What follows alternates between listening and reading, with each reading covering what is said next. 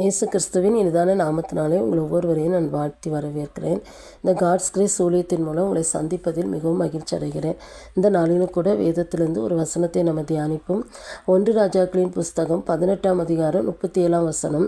கர்த்தாவே, நீ தேவனாகிய கர்த்தர் என்றும் தேவரீர் தங்கள் இருதயத்தை மறுபடியும் திருப்பினீர் என்றும் இந்த ஜனங்கள் அறியும்படிக்கு என்னை கேட்டருளும் என்றான். எலியா கர்மேல் பர்வதத்தில் இந்த ஜெபத்தை ஏறெடுக்கிறத நம்ம பார்க்கிறோம். அன்றைக்கி ஆகாப் ராஜா காலத்தில் இஸ்ரவேல் ஜனங்கள் உண்மையான தெய்வத்தை அவங்க விட்டுட்டு பாகாலை தான் தெய்வமாக நம்ப ஆரம்பித்தாங்க. இந்த பாகால் தான் நமக்கு மழை தருது, பனி தருது, நம்ம செய்கிற விவசாயத்தெல்லாம் அது என்ன செய்யுது, ஆசீர்வதிக்குதுன்னு சொல்லி அவங்க நம்பினாங்க. அதனால் பாகாலையே அவங்க தெய்வமாக வழிபட ஆரம்பித்தாங்க. அப்போ தான் எலியா மழையும் பனியும் தருகிறவர் ஆண்டவர் தாங்கிறத, கர்த்தர் தாங்கிறத அந்த ஜனங்கள் அறியணும்னு சொல்லி தான் அந்த 3 வருஷம் 6 மாதமும் மழை பெய்யாதபடி, பனி பெய்யாதபடி அவன் என்ன செய்கிறான், ஜெபம் பண்ணுறான். அதே மாதிரி பெய்யவே இல்லை. அந்த 3 வருஷம் கழித்து மறுபடியும் அந்த ஜனங்களிடத்தில் அவன் என்ன செய்கிறான், பேசிட்டு அந்த கர்மேல் பர்வதத்தில் அன்றைக்கி கத்த தெய்வமா பாகால் தெய்வமா அப்படின்னு சொல்லி அன்றைக்கி ஒரு சவால் நடக்கிறத பார்க்குறோம். என்ன அப்படின்னா, கர்த்தருடைய தீர்க்கதரிசியாக இவன் எலியா இருக்கிறான். பாகாலுடைய தீர்க்கதரிசிகள் 450 பேர் இருக்கிறாங்க. எது உண்மையான தெய்வமோ அது அக்னினால் உத்தரவரலும் தெய்வம் தான் தெய்வம் அப்படிங்கிறத அவன் என்ன செய்கிறான், சொல்கிறத பார்க்குறோம்.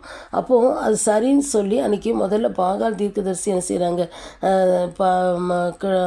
காளையை பலி செலுத்தி அவங்க என்ன செய்கிறாங்க, விறகுகளெல்லாம் அடுக்கி தங்களுடைய தெய்வத்தை நோக்கி அவங்க கூப்பிடுறாங்க. அப்போது எந்த பதிலுமே இல்லை. சாயங்காலம் ஆன உடனே எலியா அதே மாதிரி காளையை பலி செலுத்தி விறகுகள் மேலே அடுக்கி அதில் தண்ணீர்கள் ஊற்றி அவன் கர்த்தரை நோக்கி இந்த ஜெபத்தை என்ன செய்கிறான், ஏறெடுக்கிறான். என்னை கேட்டருளும், இந்த ஜனங்கள் அறியும்படிக்கு என்னை கேட்டருளும்னு சொல்லி என்ன செய்கிறான், அவன் ஜெபம் பண்ணுறான். ஜெபம் பண்ண உடனே அக்னி இறங்கி எல்லாத்தையும் பட்சித்து போட்டுச்சு. அப்போது ஜனங்களே கர்த்தரே தெய்வம்னு சொல்லி என்ன செஞ்சிட்டாங்க, சொல்ல ஆரம்பிச்சிட்டாங்க பாருங்கள். அப்போது அன்றைக்கி எலியா மூலம் கர்த்தர் தான் தெய்வங்கிறத அன்றைக்கி இஸ்ரவேல் ஜனங்கள் என்ன செஞ்சாங்க, அறிந்து கொண்டதை பார்க்குறோம். இன்றைக்கி நம்ம வாழ்கிற இந்த நாட்களில் கர்த்தர் தான் தெய்வங்கிறத அறியாமல் கோடிக்கணக்கான ஜனங்கள் வாழ்ந்து கொண்டிருக்கிறாங்க. அந்த ஜனங்கள் மத்தியில் நம்ம காணப்படுறோம். நம்ம கர்த்தர் தான் தெய்வங்கிறத நம்ம அறிஞ்சிருக்கிறோம், அப்படி அன்பை ருசிச்சிருக்கிறோம். ஆனால் இந்த ஜனங்களுக்கு கர்த்தர் தான் தெய்வங்கிறத அறியணும் அப்படின்னா நம்ம அதற்காக என்ன செய்யணும், ஜெபிக்கணும்.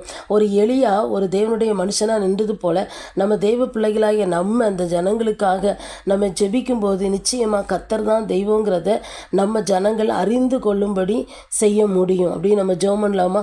எங்களை நேசிக்கிற நல்ல தகப்பனே, இந்த நாளிலும் கூட நீர் எங்களுக்கு கற்றுக் கொடுத்த இந்த வார்த்தைக்காக உமக்கு ஸ்தோத்திரப்பா. ஆண்டவரே, இதன் மூலம் எங்களோடு நீர் பேசினீர், அதற்காக ஸ்தோத்திரம். நாங்கள் இன்னும் ஆண்டவரே எவ்வளோ காரியத்தில் குறைவுள்ளவங்களாக இருக்கிறோம்ப்பா. ஆண்டவரே, ஒரு எலியாவை போல நாங்கள் ஜெபிக்கணும்ப்பா. கர்த்தரே தெய்வங்கிறத ஆண்டவரே ஜனங்கள், எங்கள் தேச மக்கள் அறிந்து கொள்ளும்படி ஆண்டவரே நாங்கள் ஆண்டவரே எங்களை நீர் பயன்படுத்துமப்பா. ஆண்டவரே, அநேகர் உம்முடைய அன்பை ருசிப்பதற்கு எங்களை நீர் எடுத்து பயன்படுத்தும்படியாக நாங்கள் ஜெபிக்கிறோம்ப்பா. நீர் அப்படி செய்ய போகிற கிருபைக்காக ஸ்தோத்திரம். இயேசுவின் நாமத்தை ஜெபிக்கிறோம் நல்ல பிதாவே, ஆமேன்.